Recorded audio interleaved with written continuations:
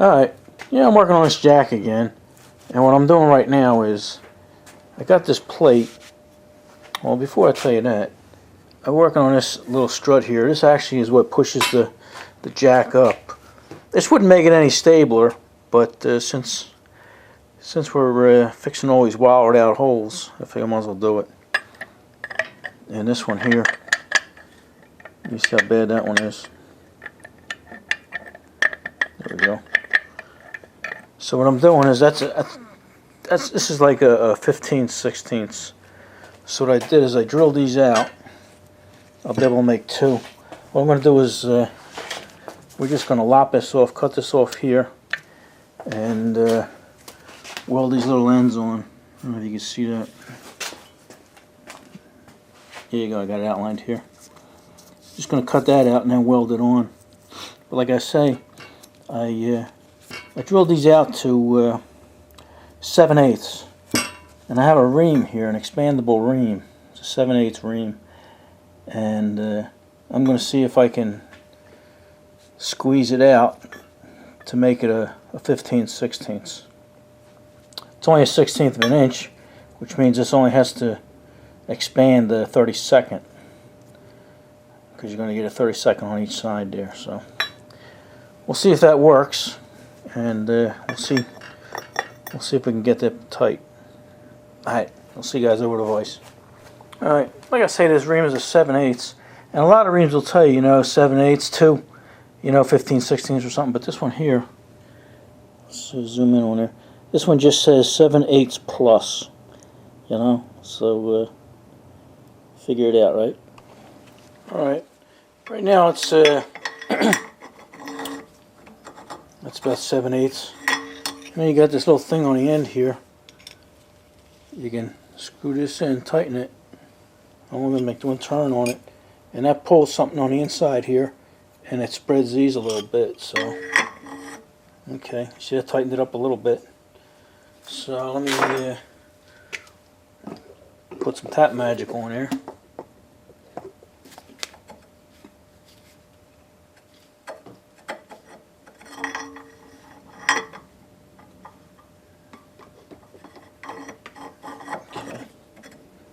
Let's see what happens here.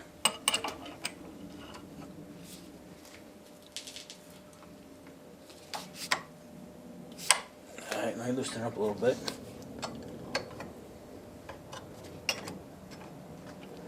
Okay. This would be easier if I had it in the drill press.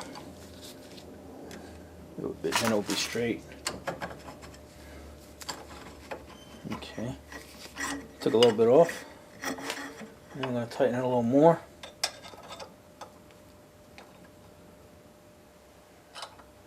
I'll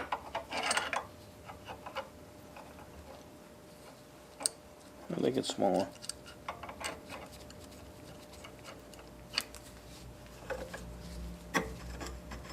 Alright. And I'm going to dick around with this a little bit and see how big I can get it. Alright. Yeah, I got this opened up about as wide as I want to go with it, and it goes in there, and it's very close. It's almost there. Like I say, we got to get 15/16, and that's 15/16 right there. I don't know if you guys can see it, but we're just about there. But I don't want to press my luck with this. This is a good ream, and it's sharp. The biggest problem I was having was trying to keep it square, trying to keep it straight. But it was cut, and you can see the nice slivers of metal and stuff here. So what I'm going to do is, I think I'm going to get sandpaper and put it on a drill, and sand it out, and try and get our dimension. All right. Yeah, I took a little round file to it, and got around there, and then hit it with the drill with this 36 grit on there. And I was trying on one side. It was actually this side. I was trying this side, and I said, "Oh, I got to do a little more." And I figured, well, let me turn it around, and this side here fits perfect. So we're going to call that one good. Here we go. A lot better than the other one. Hardly any play. Actually holds itself square if you get it in the right position. So I'm going to call that one good. Now we just got to work on the other one. I ain't going to do that. I'm not going to show you that. I'm going to do that by myself. Alright. Yeah, we got this laid out this way. And one thing working on this, I've learned that all things aren't created equal. Which means I got to mark every cut and every hole I make right or left. And I'll show you exactly what I mean here. This is the way to... I'm looking at it from the front here, and that's how it'll sit. And this bolster here has to go on this way. Okay, it goes on like that. And this little stud here goes to this hole. A spring goes between here and there. So, and I've been marking everything, looking at it as my right hand and left hand. So this one here, this will be left. Let me see. Okay, yeah, this will be right, and this will be left. Okay, now I'll show you what I mean. Let's see if I can get a close-up of this. Alright, you can actually see the machining marks on that, so there's no wear on that at all. And then you come over to this side, and same thing, you can see the machine marks. So there is, sorry about the folks going in and out. So there is no wear on this, but I'll show you here before I lay this out that each one of these is a different size. Now let me throw you up in a tripod for now. Alright, here's how I cut these holes. Here's the right side, and that fits in there nice and tight. But it won't fit down here in this one. And this one here is a little sloppy, but it actually fits in this one nice and tight. So that's what I mean, you know. Matter of fact, I'm going to have to mark that. Okay.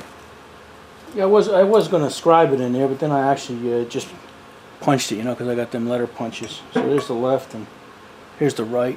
A lot of you guys are saying, well, if you mark one, the other one's obvious, but sometimes things get wiped off or ground off by accident, and you don't realize it. So I only put one mark on this one, but there you go. So now all I gotta do is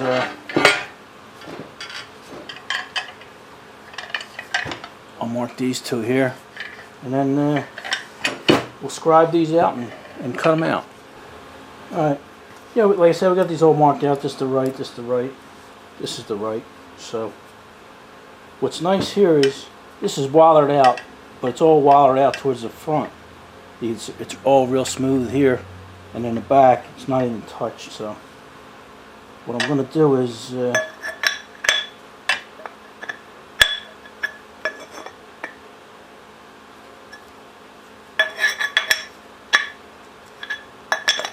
double checking there. Okay. I'm gonna stick this in here and then pull it all the way forward like that. And I'm gonna put a clamp on it. That's where it's nice to have a couple extra hands. There we go. Alright, I'm going to scribe that here, and then we'll go cut it.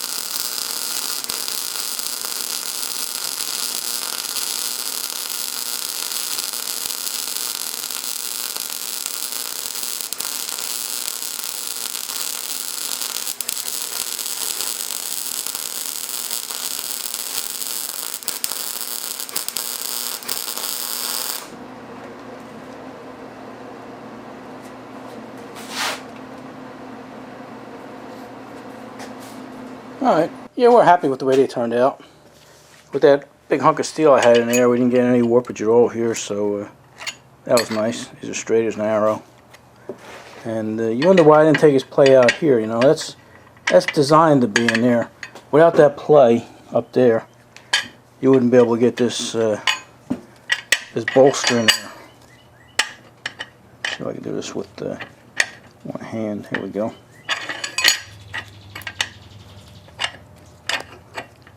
There we go. Anyway, you get the idea.